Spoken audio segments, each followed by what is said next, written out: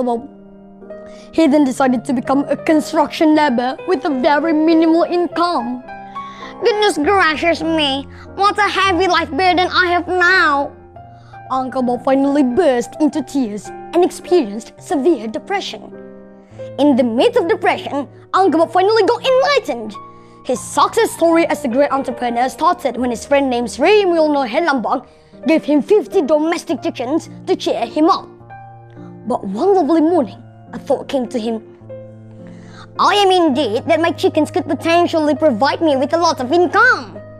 Then again, with determination, Uncle Bob started a business as a domestic chicken farmer. Stop right there. What is domestic chicken? Domestic chicken is a kind of chicken originating from abroad and must be specially raised. This kind of chicken produces a larger egg size than free-range chicken. Oh, I see. What a brilliant idea! I will help you selling the eggs around the neighborhood, my dear, said Uncle Bob's wife very supportively. Over time, Uncle Bob's business grew significantly. In 1970, Uncle Bob built his first supermarket, which was named Chem Chicks. The success of Chem Chicks was then followed by the establishment of Chem Foods and Chem Farms 10 years later. That was how Bob Sadino became the first man who introduced a domestic chicken and its eggs in Indonesia. On January 19, 2015, Uncle Bob passed away due to complications, but his stories remain timeless. Be the first, be the best, and be different. And keep in mind, a good business is a business that is started, not just being planned. That was what Uncle Bob used to say every time someone asked him for a success advice. The honorable judge and viewers, the story told us much about determination and hard work. Uncle Bob's life journey shows that success could not be achieved as easy as falling off a log. Success could be achieved by undergoing hard works and repeated failures. Money is not the main factor. However, commitment, determination, and always being keen to see opportunities is the real key to success. That was all my story. I am Akira, a famous entrepreneur in the future. Wassalamualaikum.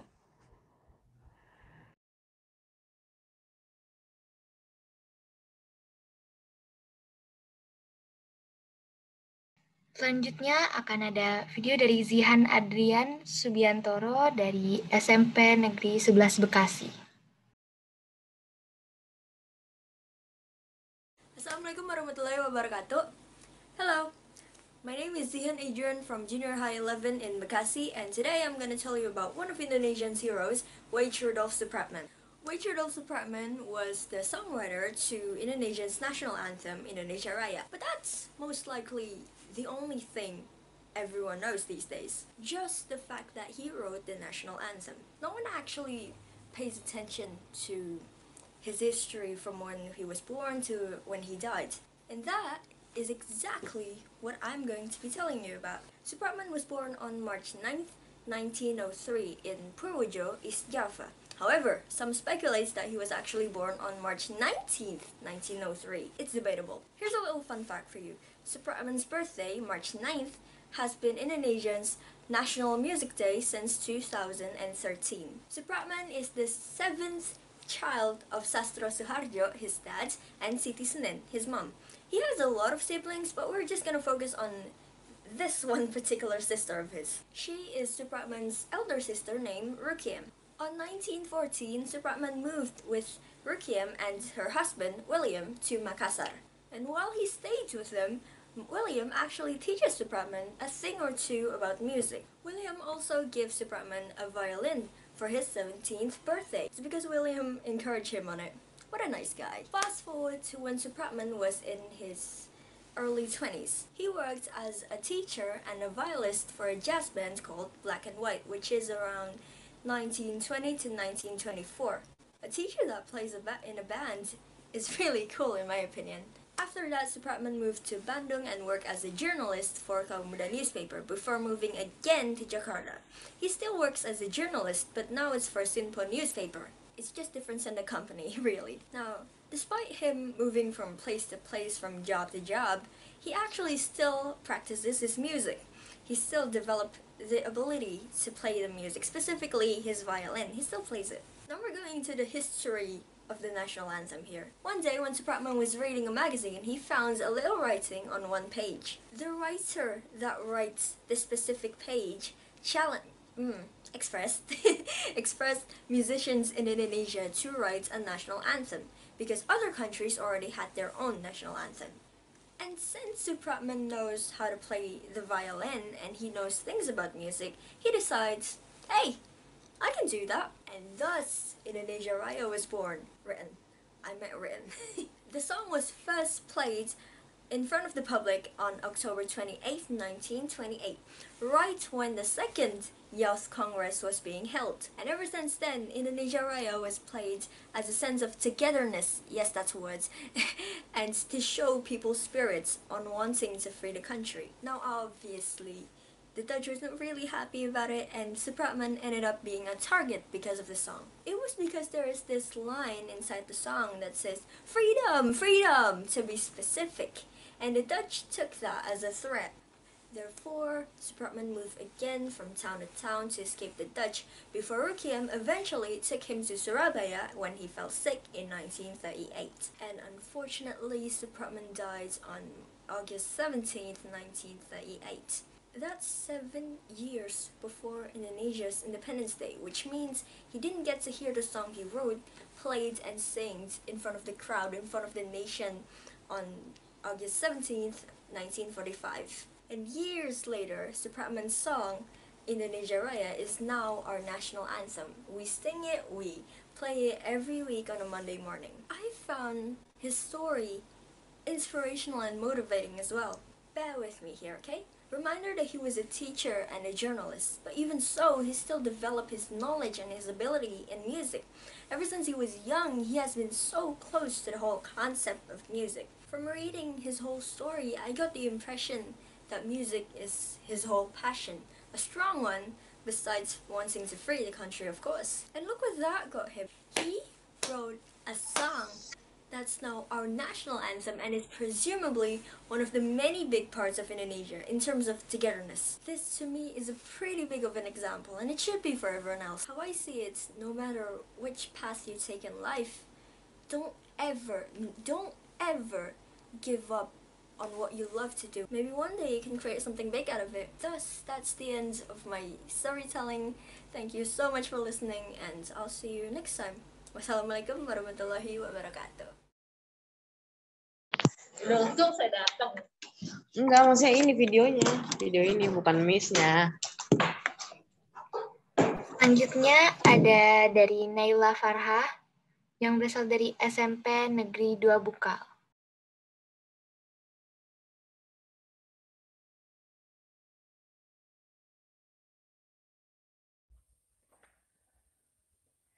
Assalamualaikum warahmatullahi wabarakatuh. Good morning, ladies and gentlemen, the honorable of the judges, the honorable of my love teacher, and especially the all of my beloved friends. First of all, I just want to say thank you for the opportunity that given to me to join this storytelling contest. My name is Naila Farha. You can call me Naila.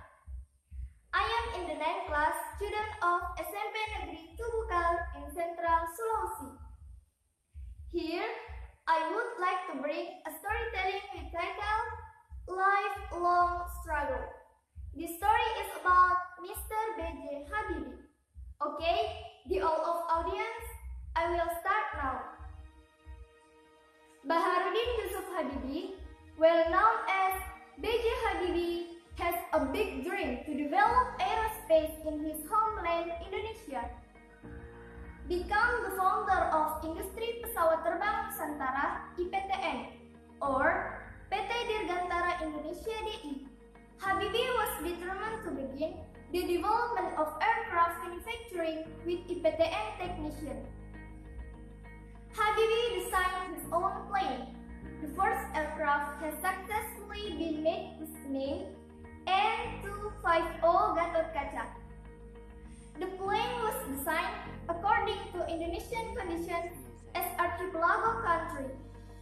By using propeller, the aircraft took off for the first time on 10th August 1995. However, Habibie's dream is not as smooth as he wished because Indonesian financial condition in the time was not supportive. Then, IMF was revoked subsidy for IPTN, which developed the N250 aircraft. As a result, this N250 aircraft project has stalled before it has grown. Habibie was not surrendered yet. Under PT Regio Aviasi Industri collaborate with PT Aerospace Indonesia, Habibie developed a turboprop aircraft called R80. R80 is claimed to be more efficient in fuel consumption. It has a bigger and longer aircraft body, so that it can carry 100 until 110 passengers. It made with aerosystem design and many other advantages of it. Throughout his life, Habibie always works hard by giving energy, thought, and time to realize his dream, developing aerospace for his country. Habibie passed away before this R80 project was 100% completed. But the process of this project is still ongoing. Ladies and gentlemen, moral of the story is, if you want to be success, you must work hard. Okay, the all of audience, I think that my story is enough, and I just want to say thank you for your attention. I hope you all can take a listen from this story. Wassalamualaikum warahmatullahi wabarakatuh. See you. Bye-bye.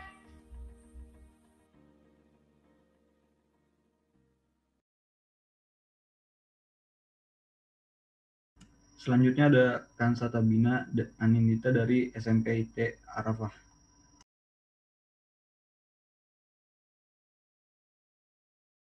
Assalamualaikum warahmatullahi wabarakatuh. Hello everyone, especially to the judges and all of the audiences. My name is Kansa Tabina Anindita. I'm from SMP IT Arafah, Depok. And today, I'm going to tell you all an Indonesian inspirational story about B.J. Habibie, the genius of Indonesia's first aircraft creator, Bacharuddin Yusuf Habibie, or B.J. Habibie. Born in Parepare, South Sulawesi, on June 25, 1936, he was the third president of Indonesia. Since he was a kid, he had shown his integrity and persistent behavior. Habibie's hobbies are riding horses and reading books. They are famous for his intelligence. Habibie studied at Bandung Institute of Technology, or ITB. But he did not finish his study at ITB because at the same time, he got a scholarship from the Ministry of Education and Culture of Indonesia to study in Germany. He remembered that Bung Karno, first president of Indonesia, had ever said about the importance of plane development for Indonesia. And then he decided to take aerospace engineering with aeroplane construction specialty at Institute of Technology in Germany. Habibie studied so hard to be success since he remembered how hard his mother had worked for his life. Even Habibie spent most of his time in the holiday trying to earn extra money for buying books. When holiday ended, he did nothing except studying. Habibie graduated with a great score, almost perfect, 9.5. After that, he continued his doctoral degree at Technische Hochschule Darm. At that time, life got harder. He had to go to work in the early morning because he walked to the office to save more money. He would go home in the evening and study. Habibie finished his doctoral degree with a perfect score, 10. In his life, Habibie has got many achievements and awards from Indonesia and other international institutions. Mr. Crack. Mr. Crack, yes, B.J. Habibie gaining the nickname Mr. Crack because he specialized in solutions for aircraft cracking. In Indonesia, Habibie had been the Minister of Research and Technology for 20 years. He led 10 governmental companies of strategic industry. Habibie was a pioneer in the Indonesian aviation industry.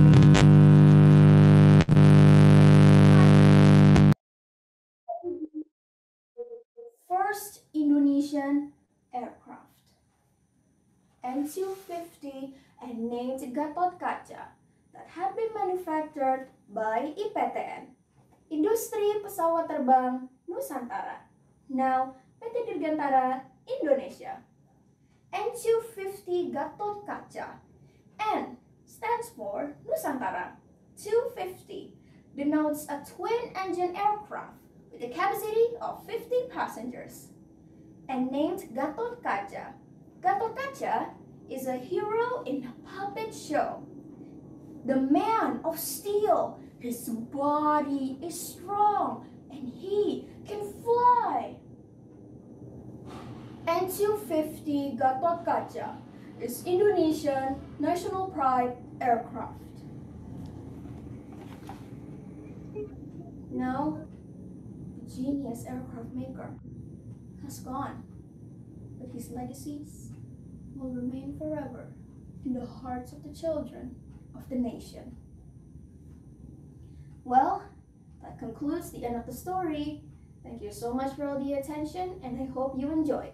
Thanks again. Wassalamualaikum warahmatullahi wabarakatuh. Peserta selanjutnya ada Rainer Zelik Pratama dari SMP Tulus Bakti.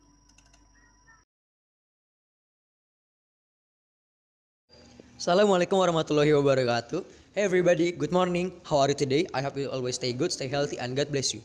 Today, I will tell my story about Indonesian inspirational story. That is a great way to share happiness. But before I tell this story, let me introduce myself. My name is Rainer Zelik Pratama and I'm from Tulus Bakti Junior High School. So let's move this story. His name is Abu Bakar Siddiq. His friend, Kathleen Iki. He was an elementary school student in village in West Java. He has 12 friends. They live near in his house. They are Fauzan, Angga, Arya, Caraka, Bara, Danis, Jaka, Gilang, Hendra, Amar, Tisna, Wijaya, and Iki. Iki and his friends were members of Marawis team. By perform Marawis, they get additional allowance. One day, they get hurt after Marawis practice. Iki made suggestion to 12 of his friends. I have an idea, he said. Do you want to hear it? He continued with a smile. His friend nodded and told Iki his idea. How about Iki then share his wish? How about we save our money together to buy new clothes or vacation together? That's so exciting, right? He said. Hearing Iki's suggestion, the others agreed and hearing Iki's suggestion, the others agreed. Iki and his friends promised they would save our money together as much 10,000 rupiah per person. One day, they played at Fauzan's house. Miss Yani, Fauzan's mother, was very kind. She loved to serve food when Fauzan's friends get hurt at her house. Iki then told Miss Yani about their plan to save money. Miss Yani, my friend and I have planned. We currently saving our allowance together that we got from our parents or Marawi shows. We want to use it to buy new clothes to wear during on Eid or vacation, but we change. We want to use it to buy sacrificial animal to be slaughtered on Eid al-Adha so that we can share the meat with people in need. Wow, what? That's a good heart in intentions. You are all indeed a good children. But are you sure about this? Asked Miss Yani. She was very surprised to hear their plan. Iki and the others nodded confidently. Are you sure you can save 10,000 rupiah every day to buy sacrificial animal? Your allowance is just barely a knock. Not to mention, it might 2 months to collect that much money. Asked Miss Yani. Miss Yani state, I'm sure we can do it, ma'am. Fauzan in state. Okay, if you are all sure about it, but first you have to tell your parents and get permission. All right, Miss Yani asked. Not long after that, Iki and his friends bid goodbye and went home. Iki and his friends finally told their parents about their wish. Their parents were very surprised by their children wish. However, Iki and his friends managed to prove the sincerity by starting save 10,000 rupiah every day. Every afternoon, Iki cheerful went to each of friends' house to collect their money. Then all the money were handed over and kept by Miss Yani Fauzan mother. Each of them struggled to save their allowance every day. There was even one of them who always bring food and bring drinks and to school because he was determined to save all his allowance, which is only 10,000 rupiah. After several months, some of Iki's friends start to stop saving for various reasons, such as not having enough money or needed for others' necessity. Out of 30 children, only 7 of them of them after 10 months After 10 months of saving, they managed to collect approximately 21 million rupiah. The day were waiting for finally come. Iki and some of his friends, accompanied by Miss Yani, went went to sacrificial animal seller with aims of selecting and buying sacrificial animal. Hello, sir. I am accompanying my son hello, sir. I am accompanying my son and his friends. They want to buy sacrificial animals. Maybe we have a look at the sacrificial animals that you have here. Miss Yani explained. Sure, ma'am. All of our sacrificial animal are of good quality, healthy, and well maintained. Mr. Arif answered. My friend and I have approximately 21 million rupiah. What sacrificial animal can we buy, sir? Can we buy, sir? Iki asked. Mr. Arif was both very surprised and amazed to her that Miss Yani then helped to explain about Iki and his friends' great intentions to Pa Arif. He finally give the best cows to them as an appreciation for their good deeds. On Eid al-Adha day, many people heard about the story Iki and his friends. They were very surprised and amazed at their sacrifice. Their story also went viral on social media, and many children were inspired by them and try to follow Iki and his friends' steps. So that's a story of Indonesian inspirational story for me, and I want to say thank you for intention and goodbye. Assalamualaikum warahmatullahi wabarakatuh. Berikutnya ada Paulina Cesiana dari SMP Tulus Bakti.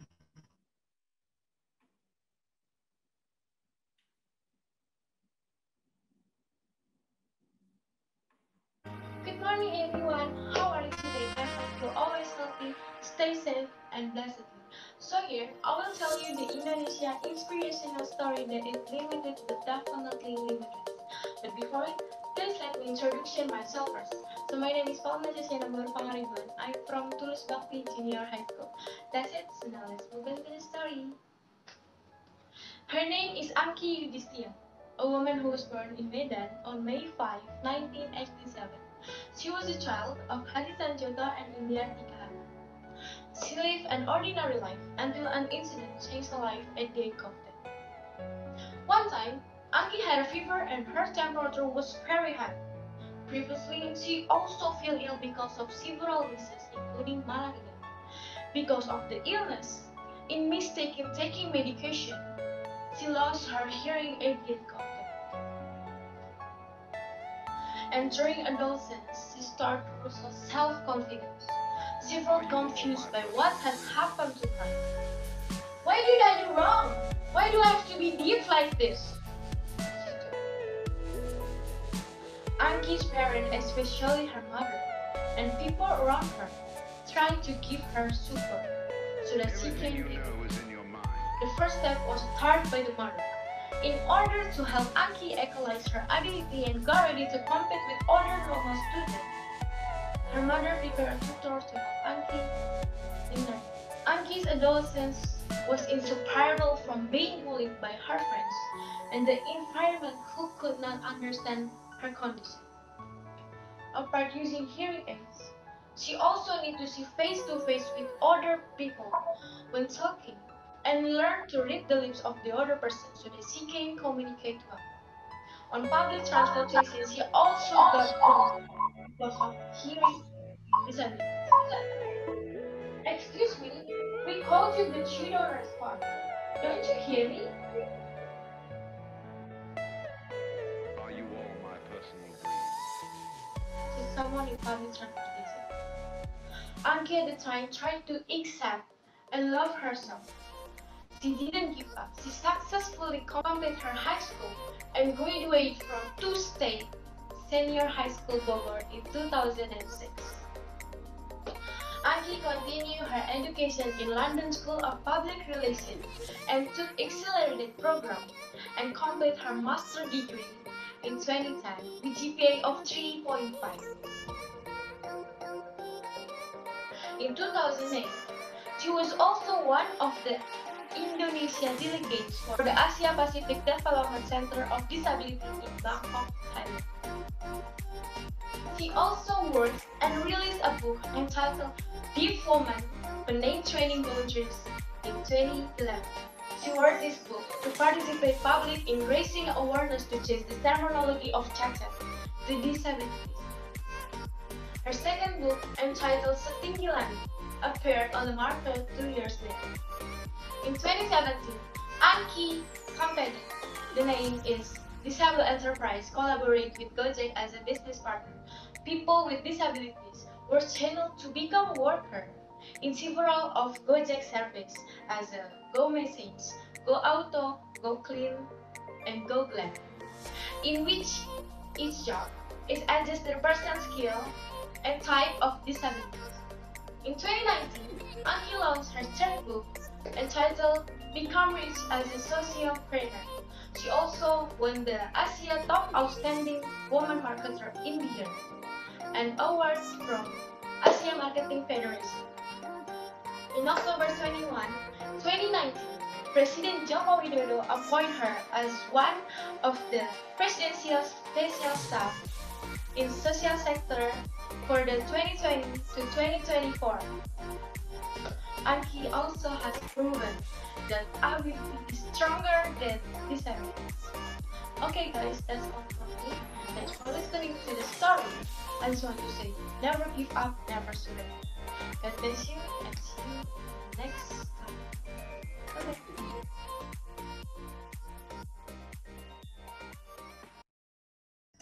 Selanjutnya ada Kalisha Nur Azizah dari SMP Islam Asy-Syafi'iyah 04 Bekasi.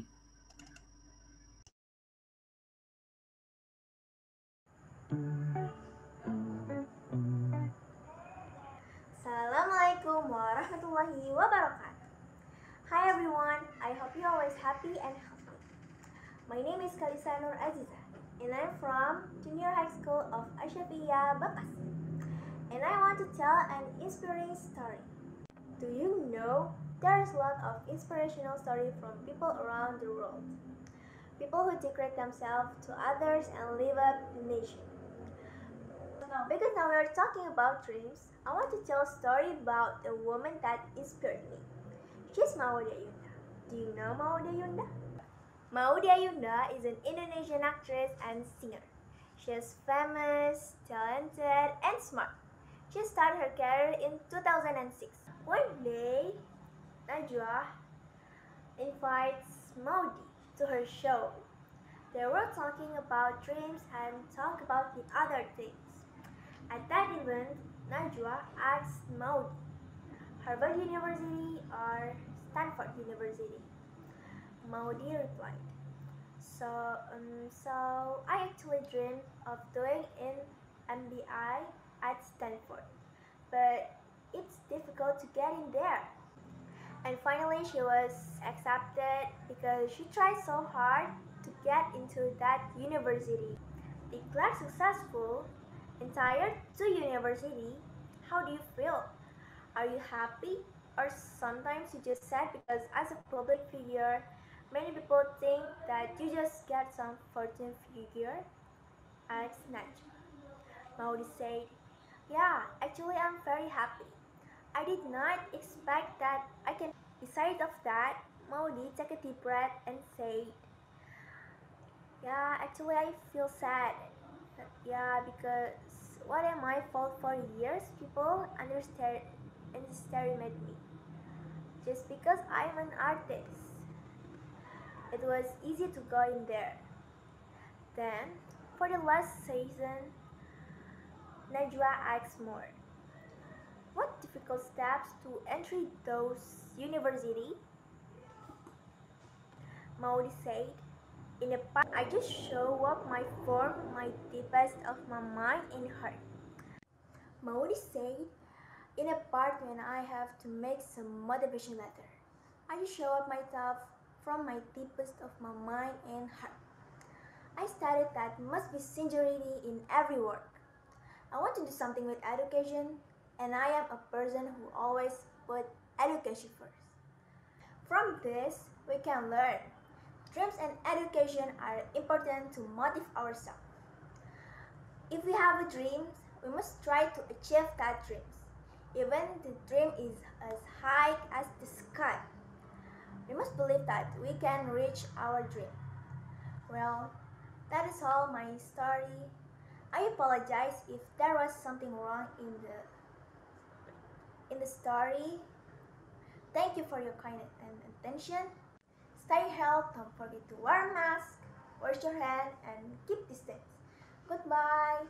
Wassalamualaikum warahmatullahi wabarakatuh.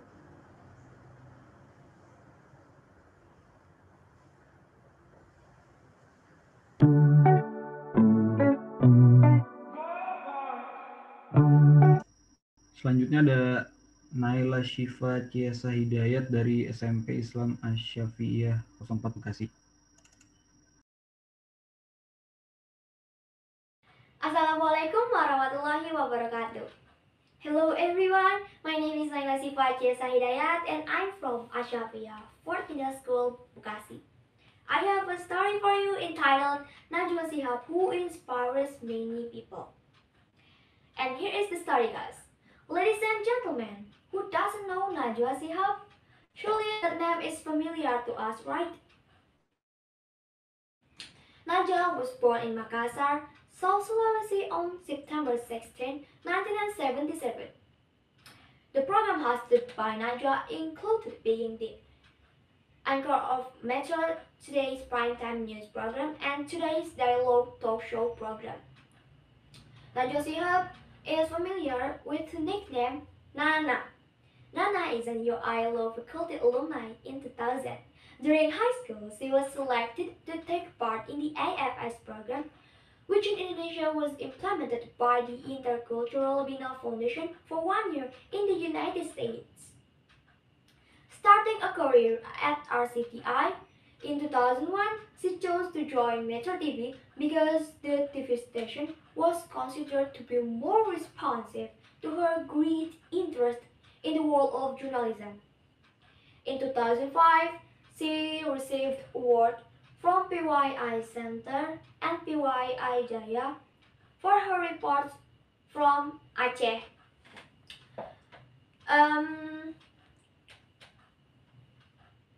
When the tsunami hit the region, disaster hit the region on December 2004.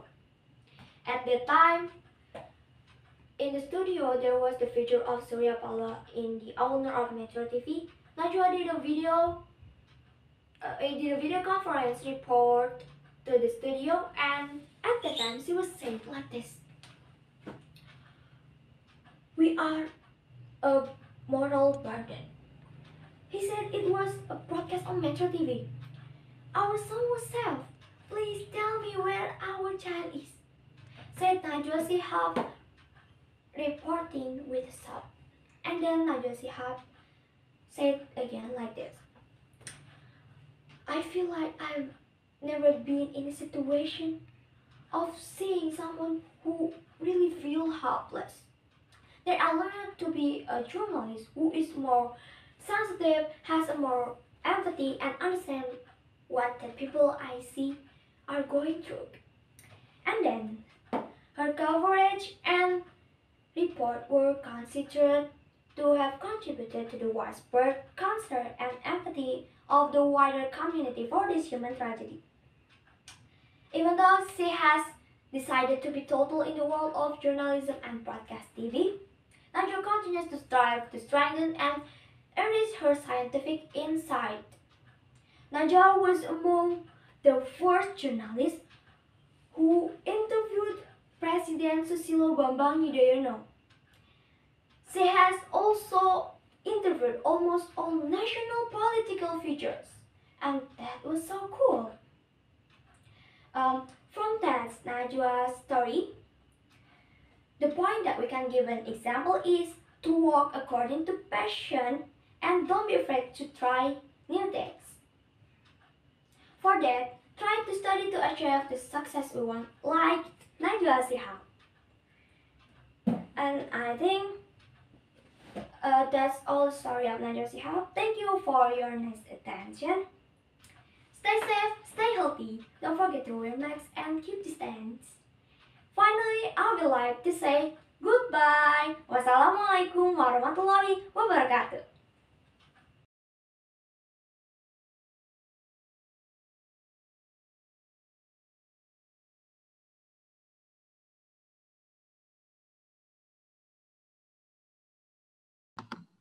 Selanjutnya ada dari Winnie Putri Alena dari SMP Islam Nurul Fikri Boarding School Lembang.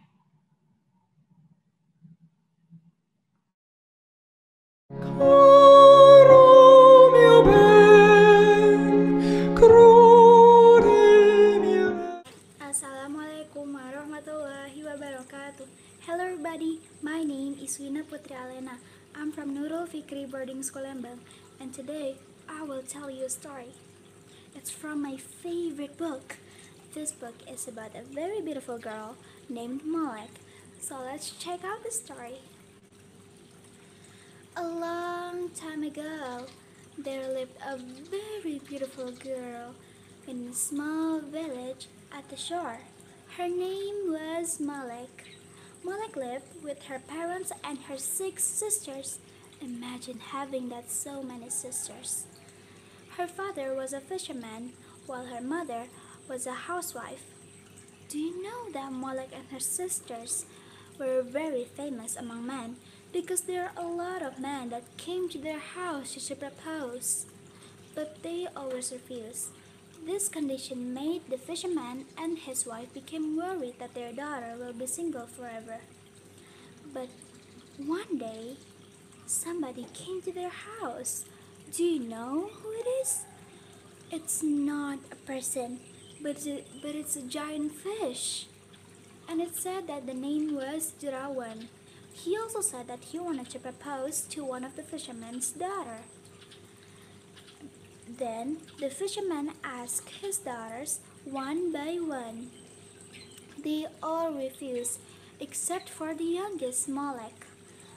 When the fisherman asked, Malek said, I'm willingly to be Jerawan's wife, as long as he always kind to the others and always love me. So, a couple days later, they got married. Their life after the wedding was not easy. Malek always mocked by her sisters because her husband is just a fish. And one day, Malek decided to follow her husband to work. Jerawan went toward the beach and he hid behind a bush.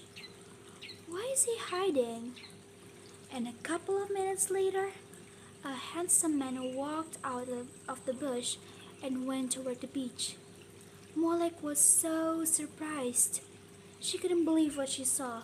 Then she decided to check on the bush that Jerawan went in. In there, she found a giant fish skin. And that time when she realized that the handsome man that walked out of the bush is Jerawan, her husband, she's so happy. And she decided to keep the fish skin so she can force Jerawan to stay in his human form. Then in the afternoon, when Jerawan wanted to put his skin back on, Jerawan couldn't find it. And Malek showed up. Quickly, Jerawan wanted to run as fast as he could, but Malik grabbed his hand and said, "No, don't run. I know that you're my husband." "How can you find out about it?" asked Jirawan. Malik explains everything. Then Jirawan realized that I think it's the time for him to tell her the truth about him. So Jirawan tells her that his real name was not Jirawan, but it's Tanara. It's a cool name, right?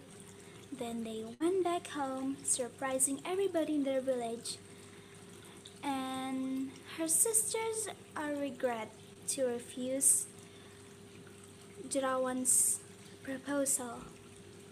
And they were sorry for their attitude all this time. Jirawan and Malik forgave them and they live happily together. The end. So that's the end of the story. Do you know the moral of the story?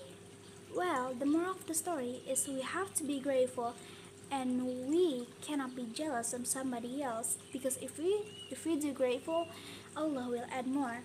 And if we're jealous of somebody else, it can make our life miserable. And the point is, we cannot judge people by its cover because we never know the inside of them. Okay, thank you so much for your attention. Hope you guys enjoyed the story. Wassalamualaikum warahmatullahi wabarakatuh.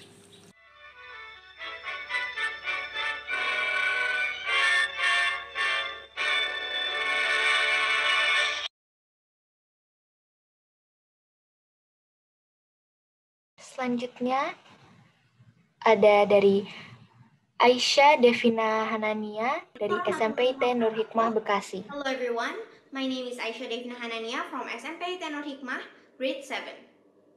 Dear judges and friends, today I'm going to deliver the story titled Bung Tomo and the Battle of Surabaya. Sutomo, also known as Bung Tomo, is a hero which is famous for its role in arousing the spirit of the people of Surabaya, Arek-Arek Surabaya, to fight the British colonizers. This is how the story goes. On 17 August 1945, Sukarno and Hatta declared the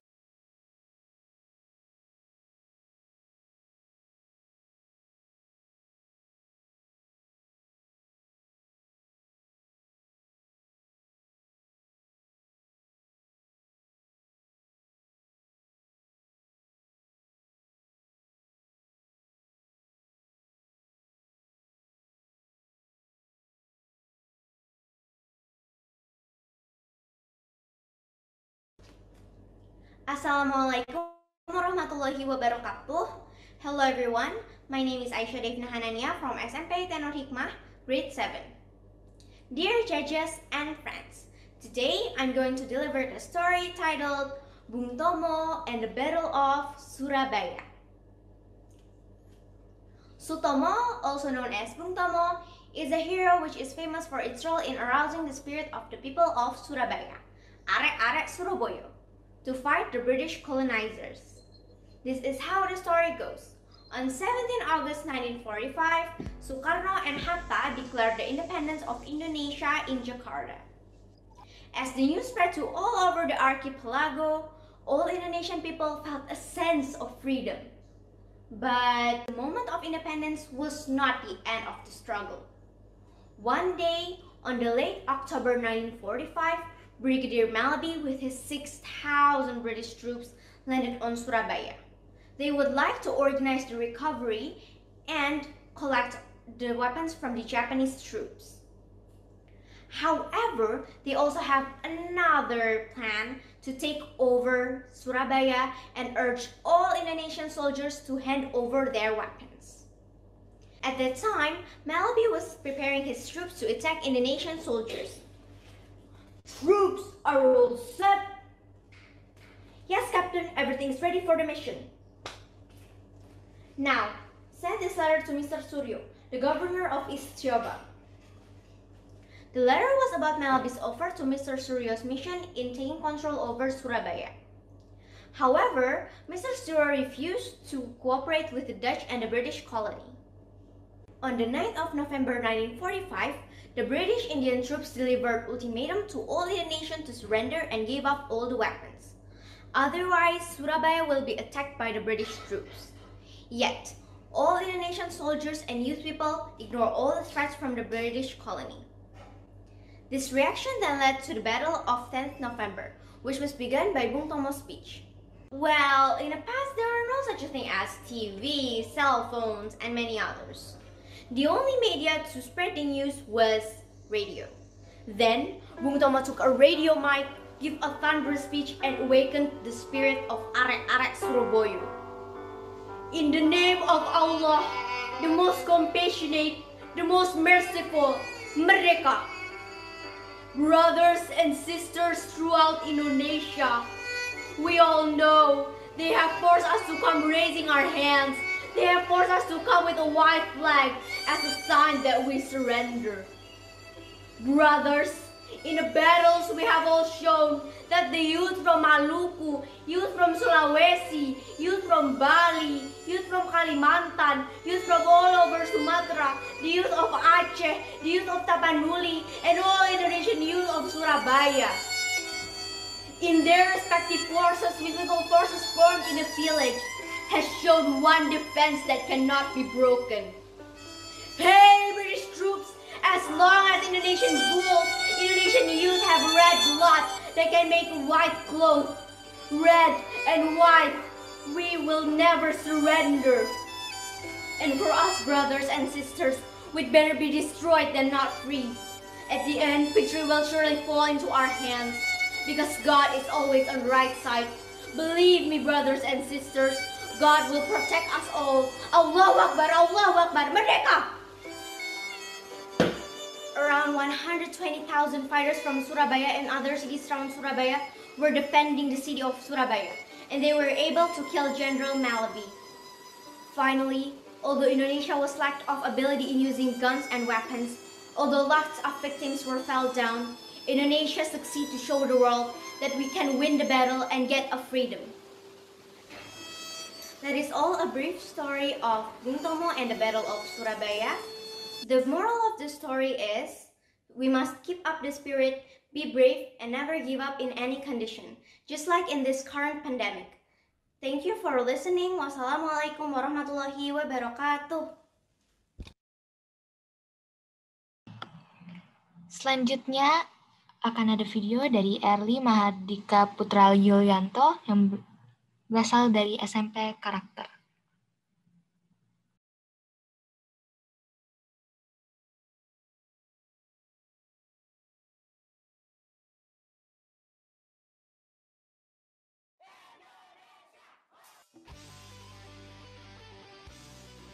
Bambang Pamungkas is a role model, both and off the pitch.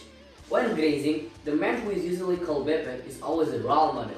He has the principle of not showing excessive protest, falling on purpose, or trying to knock his opponent down. He is a great example for footballers who want to learn what real sportsmanship is all about. Starting from a dream from childhood to become a famous footballer, it doesn't make Beppe an arrogant person. He has continued to try to forge himself with hard training, following various football schools since he was 8 years old. Now in fame, this regular practice made him stand out on the soccer field, even from a young age.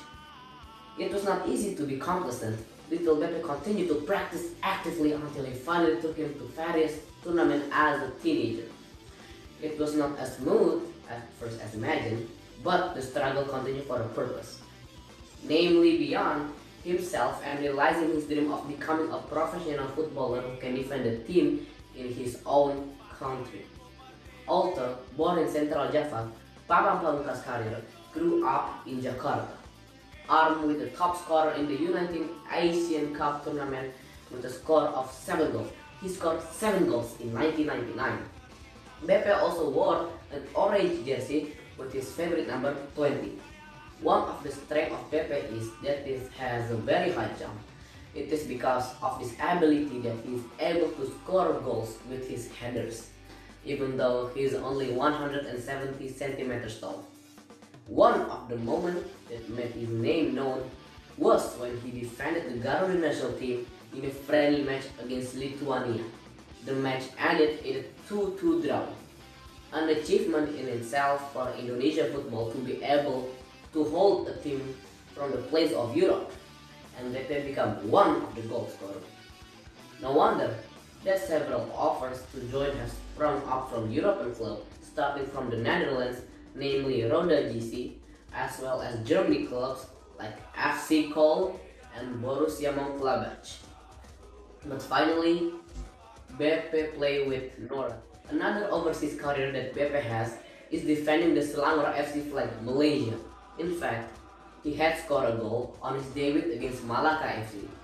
Meanwhile, in neighboring countries, the man with the team mustache has scored goals from the Malaysian FA Cup, Malaysia Cup, Malaysia Premier League, and successfully recorded 63 goals in various official matches. Brilliant achievement from Beppe. 2 years in Malaysia, Beppe decided to go home alone, choice fell back to Persija Jakarta.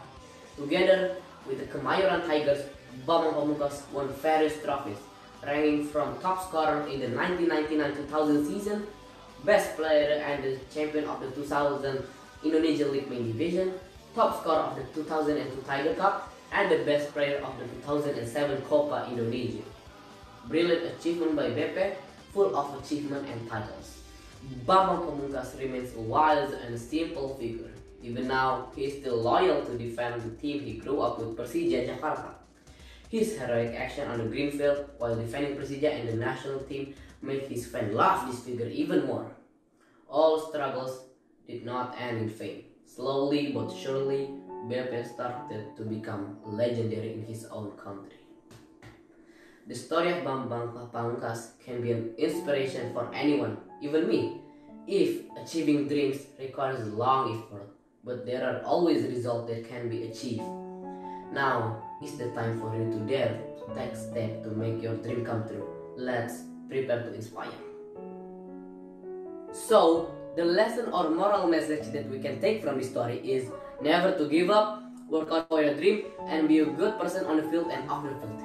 Thank you for listening to my storytelling. Goodbye.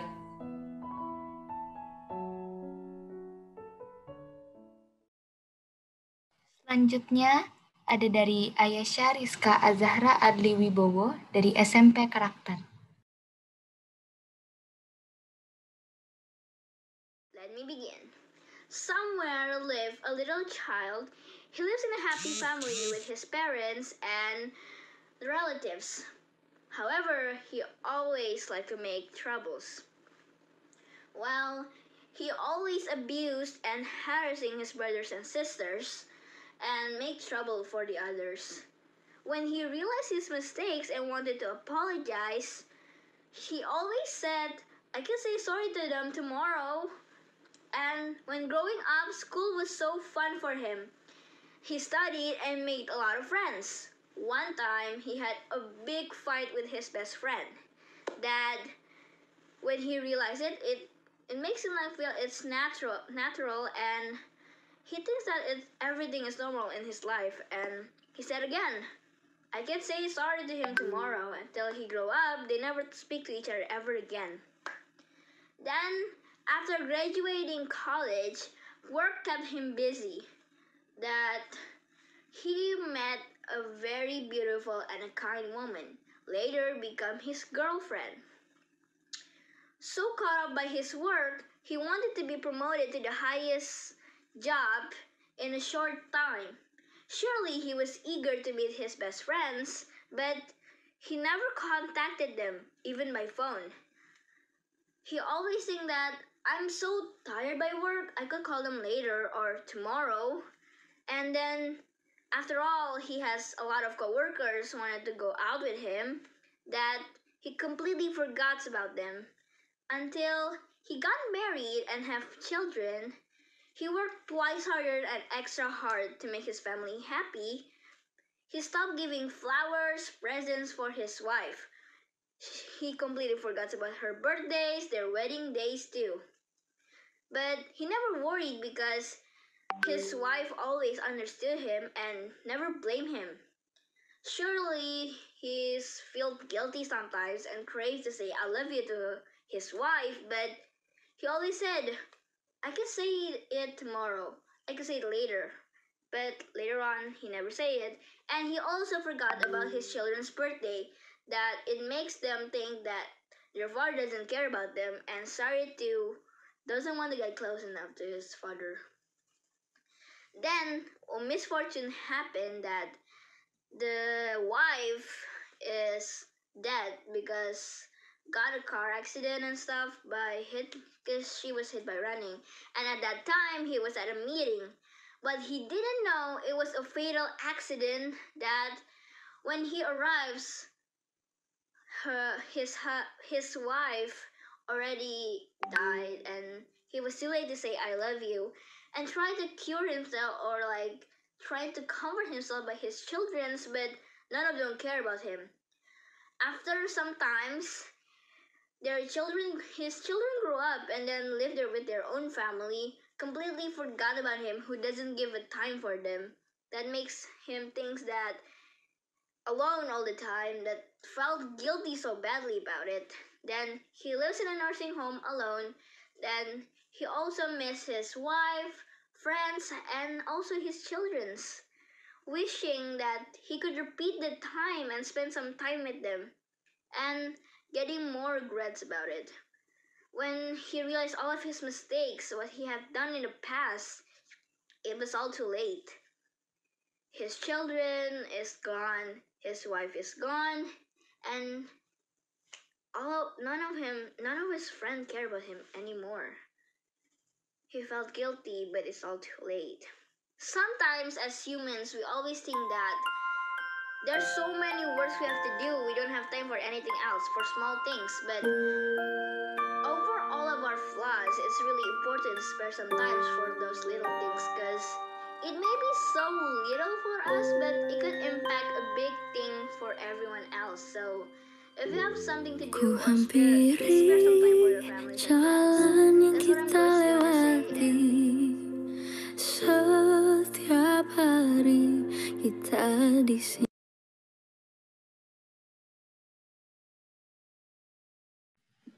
Selanjutnya, Gandis Haru Ashraya dari SMP Karakter.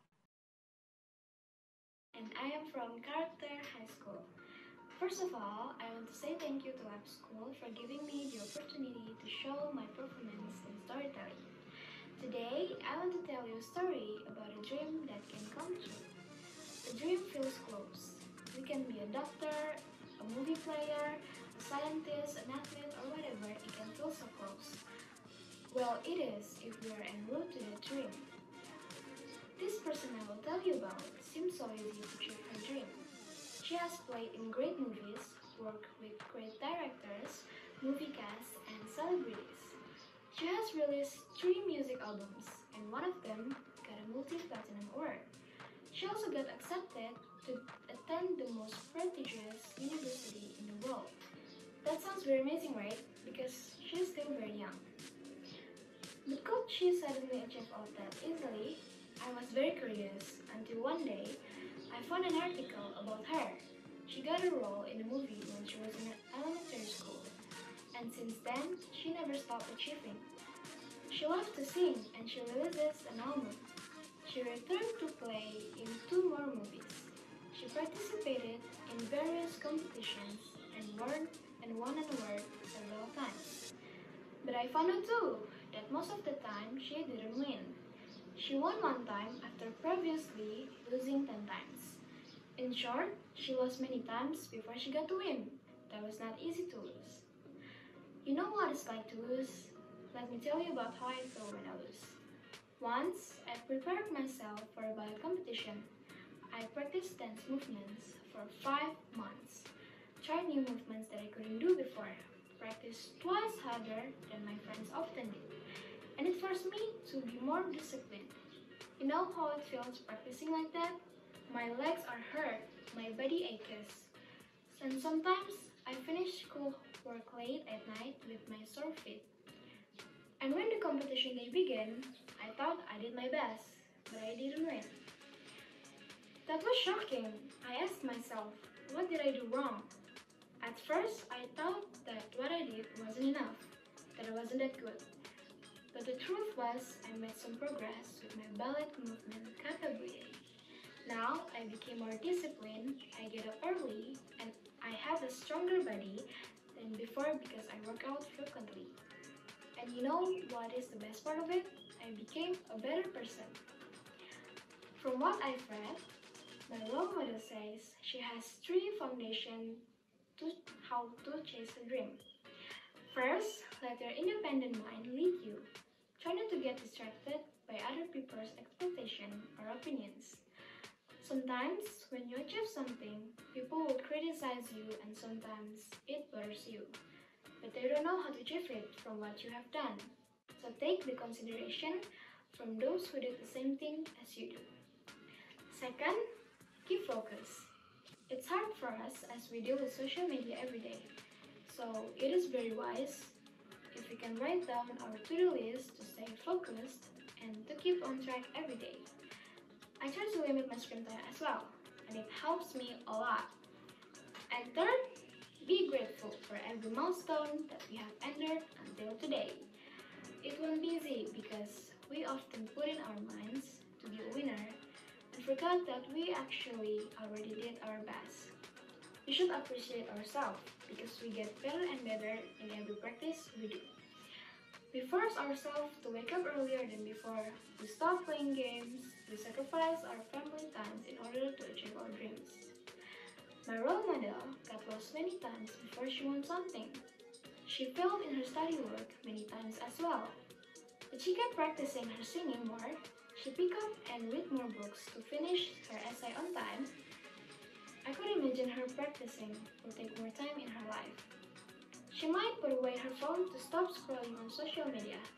She might postpone watching her favorite series on Netflix. She might sacrifice her fun activities as well in order to achieve better results in her studies, singing, or acting. When your dream has not been achieved now, it doesn't mean you aren't capable. It just tells you that you have many other aspects you need to work out and resolve. Take note of what you need to be done and practice more or change your plans. It is never too late to start all over, and it is okay to have a different dreams. We can feel downhearted when we lose a competition, but all that matters is we never give up. My role model is Maudy Ayundia. I want to be like her someday. I want to be at her level of integrity and the self-discipline. Let's have a dream, my friends, and let's be on the road where our dreams are.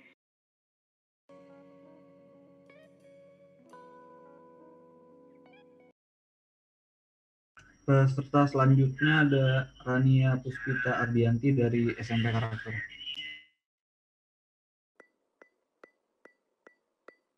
So, today I'm going to tell you a story about a bunny. So the story started in one sunny afternoon when a boy named Bagas is walking home from school. On the way he's walking home, he stopped by a shop when he saw a sign say, "Bunnies for sale." And he entered the shop, he opened the door and he entered the shop, and he asked the shop owner,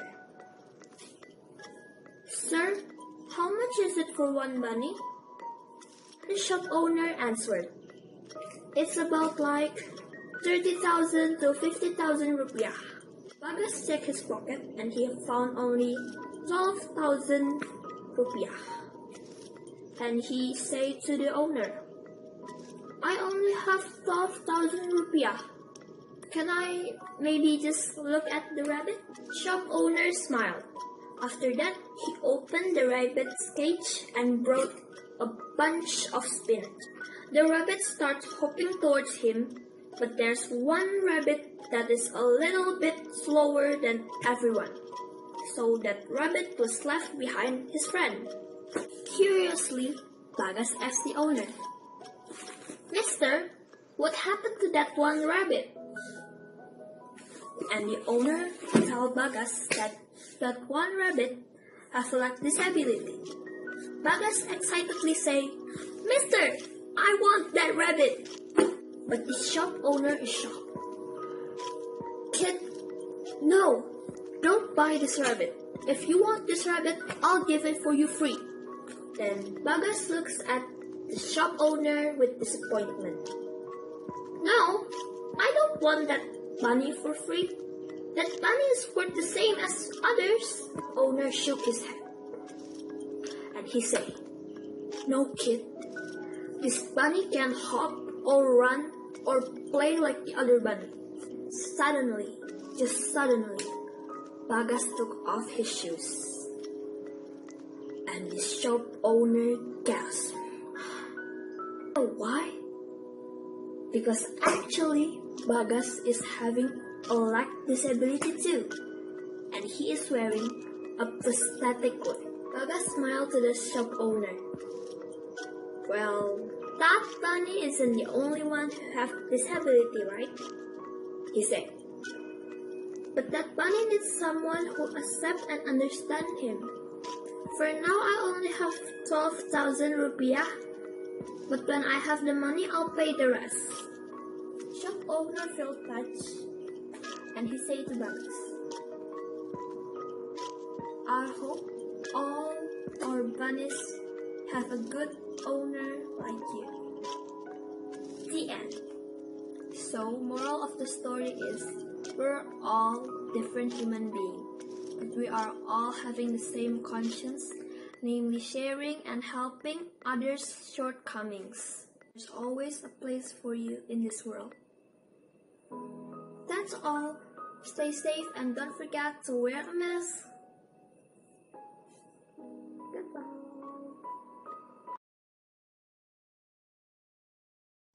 Berikutnya ada Padantia Padi Prabeswari dari SMP Karakter. Assalamualaikum warahmatullahi wabarakatuh. Good day to you all, judges and friends. The stage is set and the curtain has risen. My name is Padantia Padi. I'm from SMP Karakter IAF. Today, I'll be your storyteller to tell you a tale from Kalimantan, famously known as the Crying Stone. A long time ago, in a small village in Kalimantan, lived a girl named Darmi and her mother. Darmi's mother always worked hard to feed her only daughter. Unfortunately, Darmi was a spoiled child. She always dressed up and put on a lot of makeup. When her mother invited her to work in the field, she always refused because she was afraid that her skin will turn dark if she worked under the sun. So, her mom always worked and sold the harvest by herself without any help from her daughter. One day, after her mother harvested the crop and got a little money from selling it, Darmi begged her mom to buy her some makeup. She agreed. I will buy for you, Darmi. Would you like to come with me? Her mother offered. Darmi agreed and decided to go to the market with her mom. Truthfully, Darmi was embarrassed by her mother. She thought that she was too pretty to be walking with a wrinkly old lady whose job was just a farmer. I mean, look at her. She looks like a servant and I look like a princess, thought Darmi to herself, thinking how embarrassing it would be if her mother walked beside her. So she silently stepped back and walked behind her, so people would not think that they were equals. This is much better, thought Darmi. On the way to the market, Darmi met one of her friends. They didn't have any idea that Darmi came from a poor family, nor that her mom was a farmer. Hello, Darmi. This is the first time I see you going to the market. Nice to see you here. Oh, hello. Who is this lady, Darmi? Is she your mother? Her friends asked. My mother? No, she's clearly my servant. Darmi answered the questions with a start of derision. Shocked to hear the answer, her mother felt so sad, upset, and rejected at the same time. Her tears were about to fall down, but she tried to bear it. When they arrived at the market, Darmi met another friend who again asked the same questions. Why do you people keep asking me the same questions? Darmi's passion was wearing thin. Listen to me carefully. I'll just say this once. This old woman who is walking with me right now isn't my mother and will be never my mother. Look at her. She's so awful and she's totally different than me. She's just my servant. Darmi yelled. Hearing the answer, Darmi's mother could not hold her tears anymore. Her tears streamed down like a river. She had never imagined that her daughter, whom she cared for her whole life, ashamed of her and could say something cruel like that. At that moment, she prayed to God, so God can punish her daughter for being an ungrateful child. God answered her prayer. Suddenly, Darmi couldn't move her body anymore. Her body turned into stone little by little. What's happening to my body? I think that is God's punishment for you, Darmi, for being ashamed of me. Her mother answered. Mother, please forgive me, please. Mother, please, no. Darmi cried and she turned into a big stone. Until now, people in Kalimantan can still see tears falling down from the stone. And that's where the name Crying Stone or Batu Menangis came from. The moral of the story? This is Indonesian classic stories, inspired us to respect our parents regardless of their social status. Remember, they always do the best for us, so we must appreciate what they've done, and we must love them with our hearts. I hope you all enjoy my stories, and thank you for listening to me, your storyteller. See you next time. Bye. Wassalamualaikum warahmatullahi wabarakatuh. Peserta berikutnya ada Shashi Kirana dari SMP Tasfiyah Bekasi. Assalamualaikum warahmatullahi wabarakatuh. Hello everyone, I'm Sasi Kirana Niwasita and I'm from Tashpia Middle School. So today, I'm gonna talk about Atira. Who is Atira, you may ask? Atira is Yusuf Kala's mom. Yeah, Yusuf Kala, former Vice President of Indonesia. At the beginning of the marriage, Atira and her husband, Puang Aji, had to move from Bone to Makassar. Because of her and her husband's persistence, they built their family business from scratch until they were successful in Makassar. This harmonious family often spends time discussing together at dining table with typical dishes of South Sulawesi. A presence of a third person is the origin of their household problems. Puang Aji started to glance at other women. Conflicts after conflicts began to eat away at this family. Please have a dinner at home, Atira said. Yes, inshallah, replied Puang Aji. But when night fell, Puang Aji didn't come home and made them the subject of many people gossip. And his children were also affected by his father's actions. And Atira began to feel nervous and worried. The dilemma between wanting to leave her husband or not. And this made his son, Ucu, irritated. Long story short, finally, Atira was sure to leave her husband and continue her life with her 5 children. Atira got the idea to sell sarongs from a discussion with her mother, Mak Merah. Mak Merah said that she was also the 4th wife of Atira's father. Your dad wants to marry me. He was looking for threats to unravel 3 days straight, so that your grandma could make this sarong to propose me, his 4th wife. Atira started a new life and was successful in threading the typical Bugis Makassar sarong. Even with her success, she was able to help her husband, who went bankrupt due to the economic crisis. Atira's persistence saved her entire family. The end. Thank you. Wassalamualaikum warahmatullahi wabarakatuh.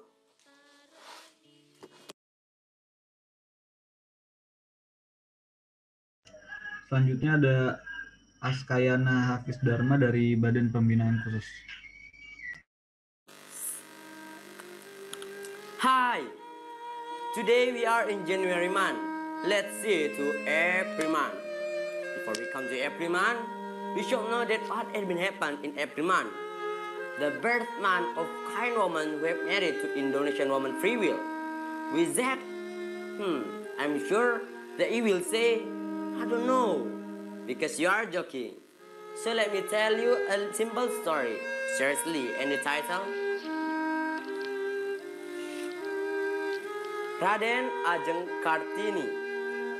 Raden Ajeng Kartini, a famous name that we often hear on every month because of her struggle in female free will. She was born in Jepara, Central Java, on 21 of April 1879. She came from a noble family. Her father, Mas Raden Adipati Aryo Sosroni, a regent of Jepara city, while her mother, Ngasira, came from a common people. She was fifth of 11 sons and she was the eldest daughter. Like other noble children, Raden Ajeng Kartini was prosperous and peace life, but she was in zone of strong Java's custom and Java's rule.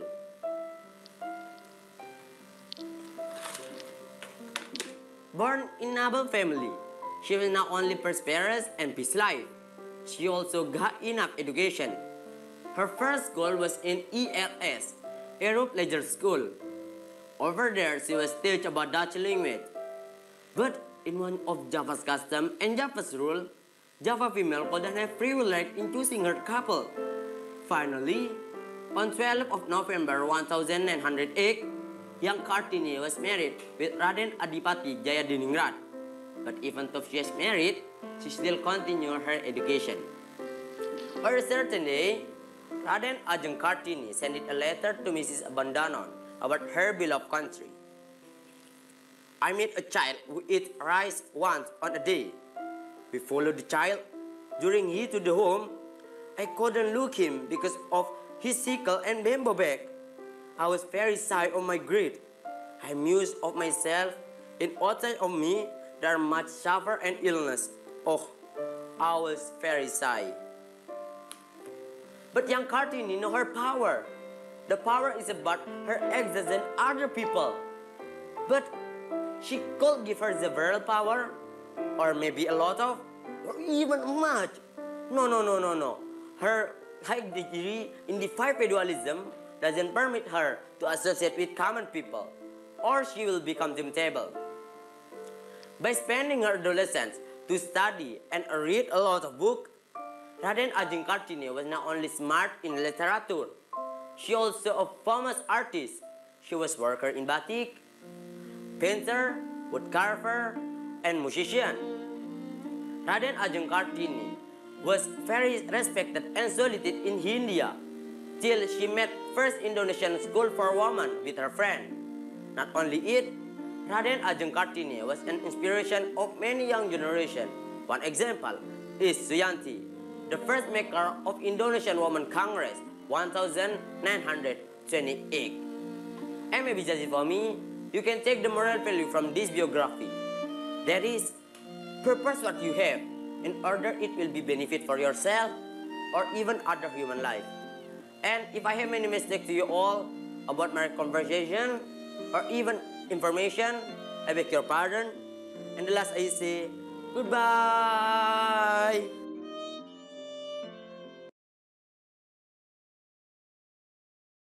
Peserta berikutnya ada Ahmad Akil Al-Ada dari Badan Pembinaan Khusus. Your arrival is a nightmare of my admirer. respect, and cultural genre. Diponegoro, press me if you want to dominate this archipelago. Well, Assalamualaikum warahmatullahi ta'ala wabarakatuh. In this beautiful chance, I would like to deliver you my simple story under of the tower. Prince Diponegoro. This story was started when the liberty and freedom of Indonesia is the expectation for everyone. Indonesia was a glorious country, which everyone was sovereign and hard day must routinely pass by them at a time. A perfect human was born in the slaughtering of our nation. Diponegoro, as he called it, he was the son of Sultan Hamengkubuwono III and Ajeng Mangkarawati. He lived in the domination of Netherlands country, with massive slavery having becoming his daily, till grievance to liberate Indonesia. Willy Kinsey. One day, General Cook, as the master of Netherlands troops in the period of Diponegoro, General Cook declared a constitution about his project to all his married. All my societies. At this time, a big project was standing up in Magelang to expand our area. Kill all people, refuse my best suggestion. Then that suggestion was here till the heir of Diponegoro. His madness, his anger was growing up, and his anger and worry was united in his heart. Then he went to see the project. In the arrival of Diponegoro, made them running back to his general. Your arrival as a nightmare of my empire. Respect and cultural general. Diponegoro, face me if you want to dominate this archipelago. Then they ran back to his general to tell what had been done in Magelang. Then General Cook was very angry at the moment. He commanded all his societies to prepare themselves and exterminate Diponegoro as a victim of his project. All my societies, prepare yourself to exterminate Diponegoro as the nightmare of Indonesia. Then hearing about exterminate Diponegoro, Diponegoro was not afraid and scared him.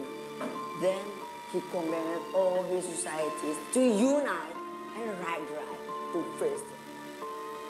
All societies, separate this letter, Netherlands will never scare me. So, we must face them, because this is our area. Together we can. Then, Prince Diponegoro had made society spirit was flared up. Several years later, a big battle was happening in Java Island. In the middle of night, when all Netherlands were rest, even sleeping, then from here, Diponegoro started to attack Netherlands troops. The victory is only for the strongest. Diponegoro is the winner of that battle. After that incident happened, General Cook challenged a contest to all his admirers in presence of Diponegoro. Then, several years later, Diponegoro was found by General Cook in his home. Diponegoro, you are a motivator of Netherlands country.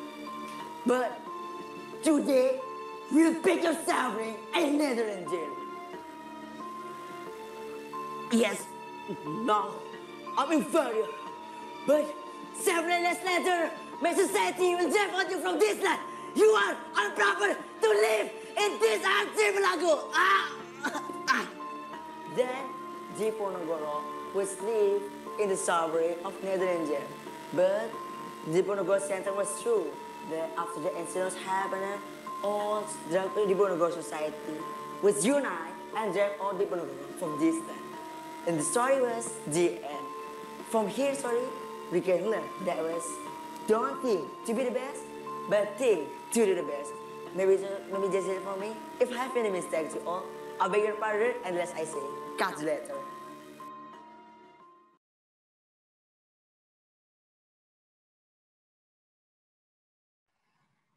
Selanjutnya ada Alicia Azahra Awaludin dari SMP Lab School Kebayoran.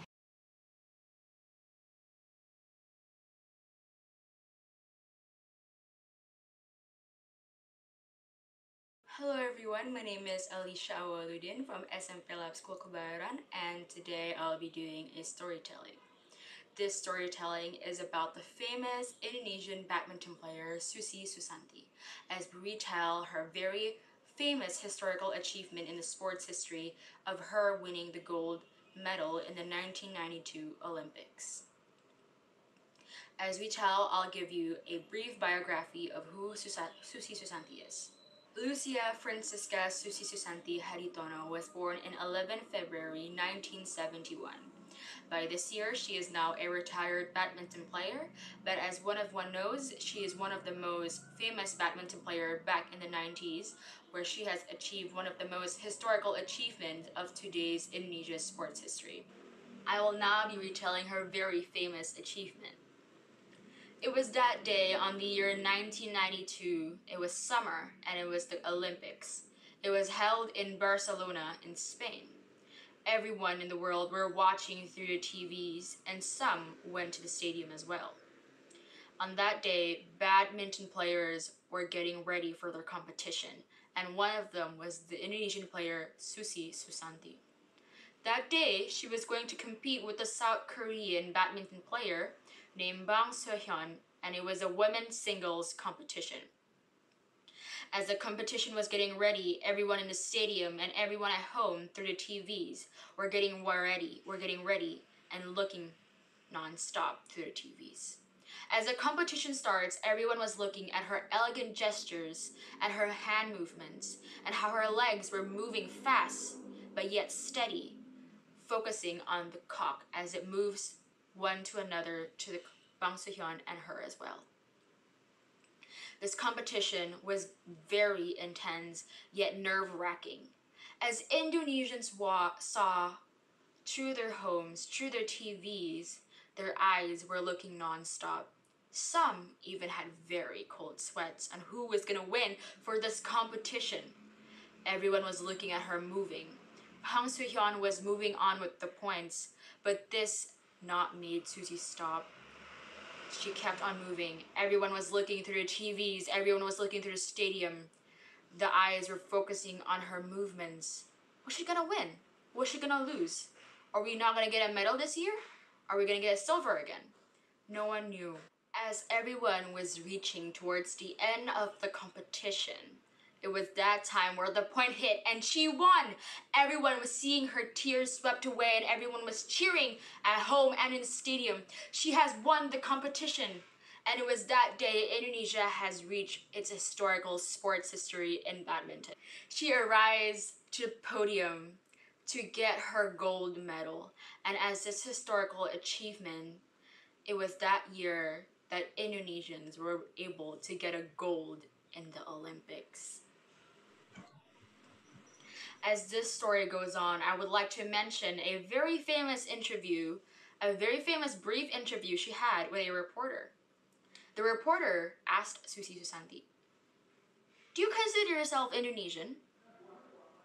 Susi Susanti replied, "No, I don't." As the reporter was quite confused, she asked her again, "Why don't you consider yourself Indonesian?" As Susi Susanti replied, "I don't consider myself Indonesian. I am Indonesian." That year, that day was a very historical movement, but yet a very beautiful day for Indonesians to be able to win a gold in the Olympics. And as today, Indonesians of this generation are still inspired by what she has done in the past, and a lot are still striving to work harder as she did as well. Thank you for listening to my storytelling.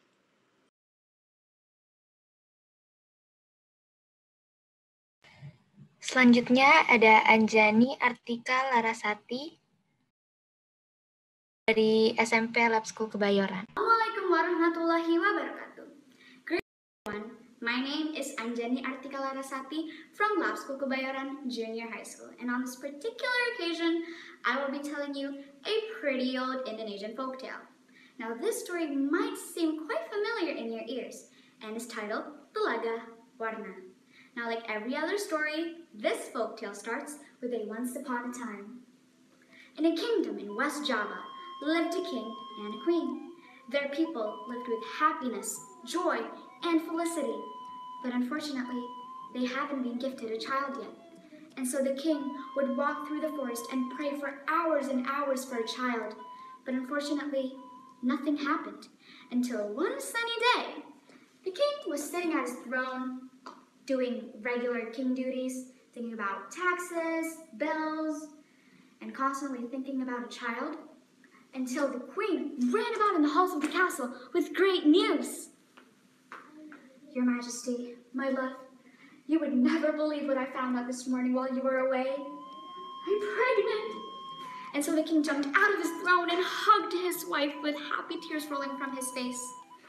Months passed by, and the queen finally gave birth to the most beautiful and stunning little girl. And because the king and queen had been waiting for her for so long, they gave everything their child wanted, from jewelries to toys to food, everything. But unfortunately, that made the little girl grow up into a very spoiled princess. Fast forward, the little princess would not be so little anymore. Her 17th birthday was coming very soon, and the people of the kingdom was planning a very special surprise for her. From the finest jewel makers to the richest gemstone sellers, the people of the kingdom worked together to create a beautiful emerald and sapphire necklace for the princess, and hoping that the princess would love and cherish it forever. And finally, the princess's 17th birthday arrived, and the king held a huge party, and everyone in the kingdom was invited. During the party, the king finally presented the beautiful necklace given by the people of the kingdom to his daughter. My princess, happy 17th birthday. This necklace was made by almost everyone in the kingdom, and I hope you love and cherish it well. And unexpectedly, the princess gave a frown. Father, what is this? Why would you give me something so hideous and ugly for my birthday? This looks like he found it on the street and was stepped on by a bull. Father, this is such an ugly necklace. I hate it. And the ballroom was in shock as the princess threw the necklace across the room. The king was in so much anger as how disrespectful his daughter was, but the queen stayed calm and patient and ran and chased after her daughter that was leaving the ballroom. My daughter, please come back. Look, this necklace is beautiful. It even complements your eye color, honey. Please come back.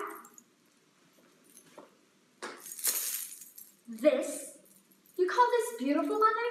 This is the ugliest piece of jewelry I have ever seen. And I hate it, and I don't want it. And the princess threw the necklace across the room, and it broke into 1,000 pieces. The queen couldn't take it anymore, and she cried because of how disrespectful and ungrateful her daughter was, even though she loved and cherished her very much. And in seconds, the whole ballroom began to cry, even the angry king. What happened next was quite unbelievable, because the earth cried as well, sharing its sorrow and sadness. The earth cried, and as it cried, it created a huge stream of tears, flooding and drowning the people of the kingdom. The streams created a pond that was located not far from the castle, and now people call it as Telaga Warna. And even though Telaga Warna had quite a sad backstory, Telaga Warna is actually a beautiful pond, and it looks very colorful, especially when accompanied by light. People say that it's very colorful because when the light touches the surface of the water, it reflects the colors of the necklace. That's all for today's story, and I hope by listening to this story, we will learn to be more respectful to others and never take things for granted. Thank you so much for listening, and I hope to see you very soon. Wassalamualaikum warahmatullahi wabarakatuh. Peserta selanjutnya ada Cira Nindya Alesya dari SMP Lab School Kebayoran. And today I'll be telling an Indonesian folklore with a compelling moral, Bawang Putih and Bawang Merah. Once upon a time lived a sweet girl named Bawang Putih. Her life had been sunshine and rainbows, until suddenly her father died. And since then, her stepmother and stepsister treated her like a worthless servant. Bawang Putih, From now on, you will clean everything, cook everything, and guard this house. Do you hear me? But Mother, no buts. Do you actually think I ever loved you? What a preposterous thought. Why would I ever loved my stepdaughter? Now go. Then one day, when Bawang Putih was cleaning her sister's clothes, Cuplak-cuplak suang-suangnya tinggal. Oh my God! A current took her sister's clothes. Bawang Putih then searched and searched for the clothes, but she couldn't find it. Then Bawang Putih come home and tell everything to her sister and her mother. Bawang Merah and Mother, I'm so sorry. I lost your red scarf. I'm sorry. You what? How dare you lose my clothes? Do you know how expensive it is? Now, get out and don't come back until you bring my red scarf back. Or you'll regret it. With no other choice, Bawang Putih went out and searched and searched and searched. But she couldn't find it. Until suddenly, she met an old woman who claimed to find her sister's red scarf. I will give you your sister's red scarf if you help me clean my house. Of course, old woman, I would gladly clean your house for you. And then Bawang Putih came to the old woman's house and cleaned and cleaned and cleaned. And finally, when she's done, thank you so much, Bawang Putih, for your help. Here is your sister's red scarf. And now for your help, I have a gift for you. Pick one of these bags. Do you want the big one or the small one? Bawang Putih, of course, said, I'll just take the small one. Thank you so much. You didn't have to do this. Bawang Putih then happily went home and told her story to her stepmother and stepsister. Listening to that story, her stepsister suddenly came up with a plan.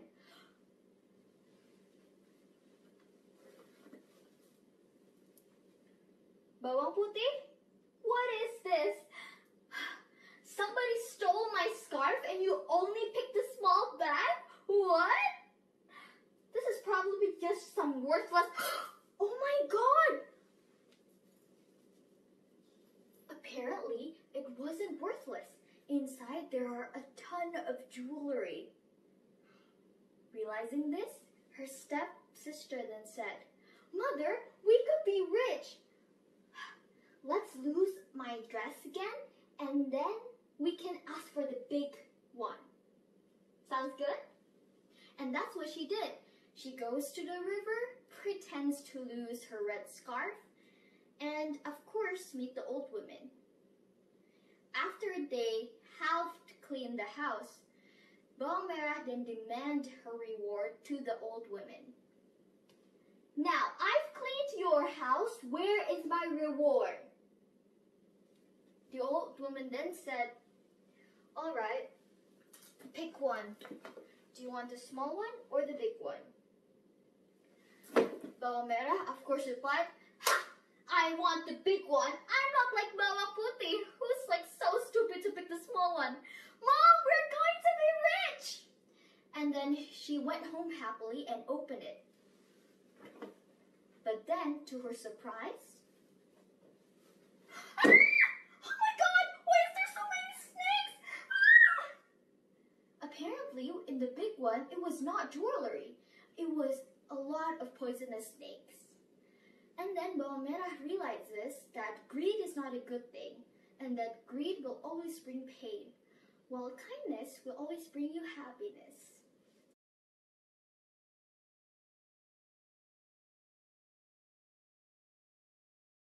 Selanjutnya ada Zahra Ditya Syifa Putri Wardoyono dari SMP Lab School Kebayoran. Assalamualaikum warahmatullahi wabarakatuh. My name is Zara Ditya Shiva Putri Wardiono from SMP Lab School Kebayoran. See, got it! Hoo hoo ha ha! Those are special moves of silat tiga berantai. Do you know, back then, nobody has ever expected that this Indonesian traditional martial art will bring a young man from Betawi into a global scale film industry. And yes, I am talking about Hollywood. But do you know the man who I am talking about? Yes, Iko Uwais. You know, now he has been acting together with huge actors such as Mark Wahlberg, David Bautista, Frank Grillo, and many more. So today, I am going to tell you a story about the inspirational journey of a young, talented man from Indonesia, Iko Uwais. Iko Uwais was born in Jakarta. He is the son of Maisyarah and Mustafa Kamaluddin. His grandfather, Haji Ahmad Munawar, was a silat master and the founder of silat school, Tiga Berantai. Iko has been learning the silat style since he was 5 years old, directly from his grandfather. Although he became a silat master himself, Iko was still working day to day as a driver at Asia, a telecommunication company in Indonesia. One day in 2007, Iko was coming home from work as a driver and then changing his clothes to silat outfit. He was ready for his daily silat training routine. But there was something different. There was a guy, an English guy, standing over there, filming all silat exercise activities on that day. After finished a few moves that was performed by Iko, this English guy suddenly approached and said, "Hello, my name is Gareth Evans. You must be Iko. As you can see, I am filming a documentary about silat training. But after seeing your performance, I want to invite you to be our leading role on my upcoming martial art movie called Merantau. Are you interested?" "Yes, let's do this!" Then he signed a 5-year contract with Gareth Evans Production Company and resigned from his daytime job as a driver. My favorite movie of all time is The Raid 2. It was a statement by Samuel L. Jackson. Yes, the one who played Nick Fury in Avengers movies. He said that loud and clear at Jimmy Fallon's Tonight Show.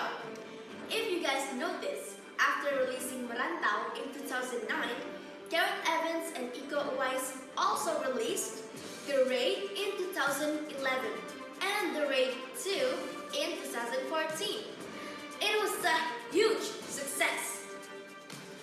A masterpiece that acknowledged worldwide audience. I watched his films and I was just mesmerized by him, by the soul, the emotions, the texture, the physical brutality. He just had it. Said Peter Berg, the director and producer of Mile 22. Iko is basically the next generation of Jackie Chan. And for people who don't already know him, will definitely know him and what he can do for this movie. Said Lauren Cohan, the actress who played Alice in Mile 22. What we can learn from this story is to always love our tradition and culture. Never, ever underestimate them, because who knows what they can bring you in the future. Wassalamualaikum warahmatullahi wabarakatuh.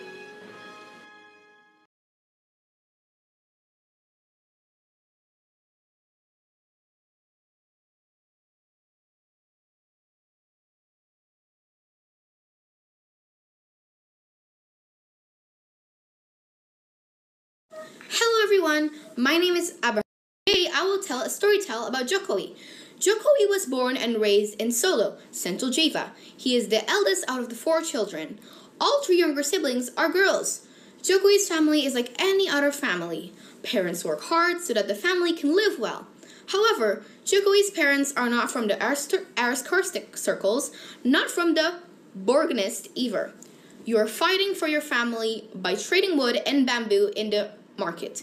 Mother is very persistent in helping you. The uncertain income has made Jokowi and his family move from one rented house to another that his father can afford to pay. His strategy was to get the difference between the benefits so that the children could still go to school. Jokowi is often convinced that school can change lives. Your struggles and hard work really inspire me, said Jokowi. Never on a whim his name as a child. Jokowi has been naughty. The happiness of Jokowi and his family was disturbed when the local government decided to evict residents along the river. They were just expelled without any concern for the next life. Forced, Jokowi and his family stayed at his uncle's house. This difficult situation forced us to fight harder. You became a public transportation driver. After school, I help you sell in the market, continue your business, said Jokowi. We do not complain and drain each other positive energy. We are fighting to stop riding, he continued. Also read, Jokowi, don't let anyone talk about cheating. Even though you haven't continued it yet, the hard work paid off.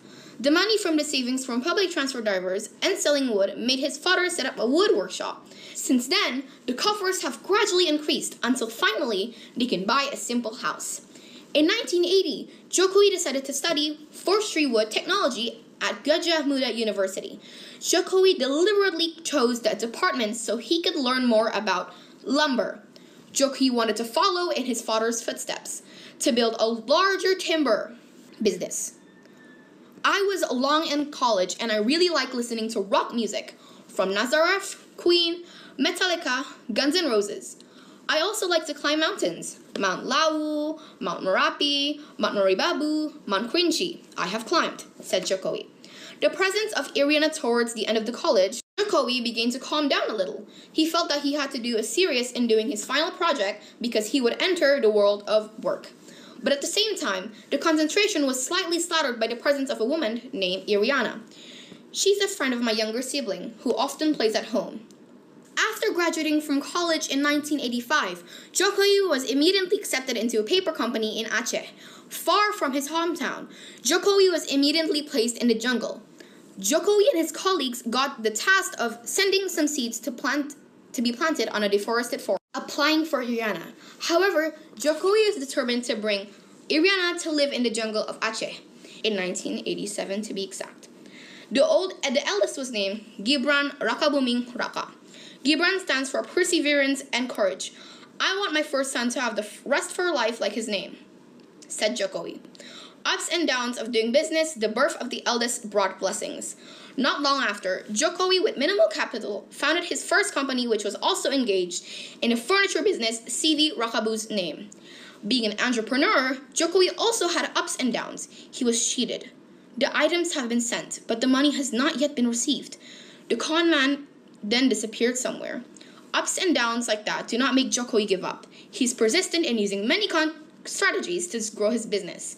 One of them is by participating in furniture exhibitions abroad and seeking bank loans. Since then, Jokowi's offer has never been empty of buyers. In fact, not only from within the country, Jokowi's buyers also come from abroad.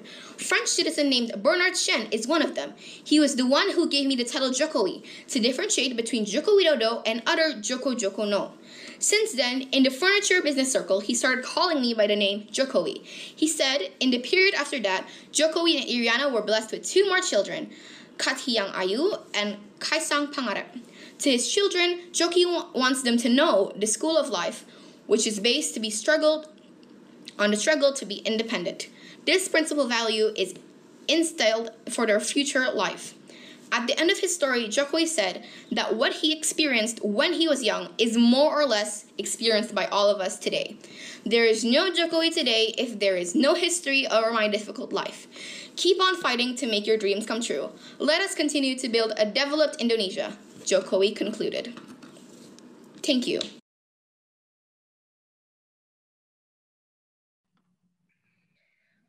Wah, bagus-bagus banget ya videonya. Propertinya juga unik-unik banget. Kayak semuanya memiliki keunikan dan kreatifan masing-masing ya. Tanpa berpanjang kata, yuk kita dengarkan apresiasi dari para dewan juri. Jadi kepada Miss Michelle, Miss Shelma, dan juga Miss Arma dipersilahkan. Hi, boys and girls. So I just wanted to say, I'm sure you guys have had to do a lot of editing, had to do a lot of replays on your videos. I'm sure it took a lot of time. So I know that you guys did an amazing job. And I enjoyed every single one of your videos. It was really good. And I'm really proud of all of you. And I think that everyone spoke confidently. Everyone really did their best. So Michelle, if you want to add anything.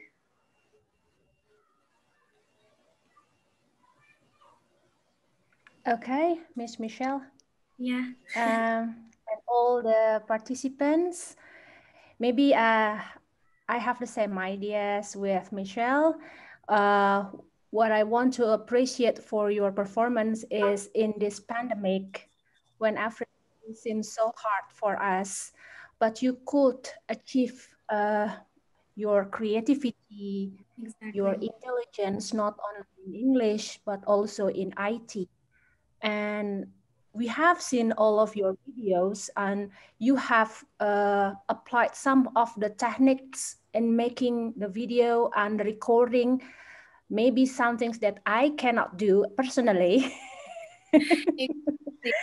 So I can say that I also learn from you, the participants. In your young age, you show your courage, confidence, and creativity as well. So I may say good luck and thank you for your amazing performance. Definitely, yes. And it seems like they all can be YouTubers or something because they made it very interesting. Yeah. Yes, exactly. Miss Yeah. Arma? Okay, thank you. I must say I was very impressed by the quality of storytelling I watched. You know that it was very difficult for three of us, Miss Michelle, mine also, I am, as the judges to choose a winner actually. And we took hours to discuss about this. And in the end, we choose the speaker who displayed the most creative topic, great job entertaining, inspiring, excellent eye contact, and also great moral lesson, great gesture, excellent video control, like pronunciation and articulation, and also plot, and of course, wonderful story and content. In my opinion, you are all winners. I realize that there are 25 of you and only 3 trophies provided, but yes, you are all winners. And maybe here's some advice on how you can have a better storytelling, like master the concept and also get into the character, and find out some sources as the references, and also practice for sure. And one most important thing is do not have any burden that you must be the winner, because just give your best without having a burden to must be a winner, because you know, be the winner is actually a bonus of your best effort. In conclusion, I want to tell you how grateful I am to LASER committee for allowing me to come on this Friday morning and watch 25 wonderful videos. You're all great guys, and thank you very much. Congratulations for everyone. Each and every one. Well done. Oke, alhamdulillahirrahmanirrahim. Terima kasih banyak kepada para dewan juri atas segala apresiasi untuk para peserta lomba storytelling SMP LASER 2021.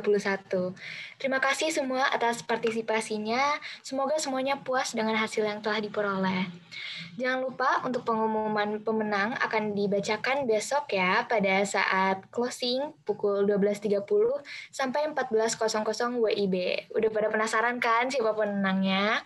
Jadi sekali lagi terima kasih. Mohon maaf bila saya ada kesalahan kata. Saya Sasi selaku MC Lomba Storytelling SMP Leser 2021 pamit undur diri. Sampai bertemu besok. Wassalamualaikum warahmatullahi wabarakatuh. Waalaikumsalam. Waalaikumsalam.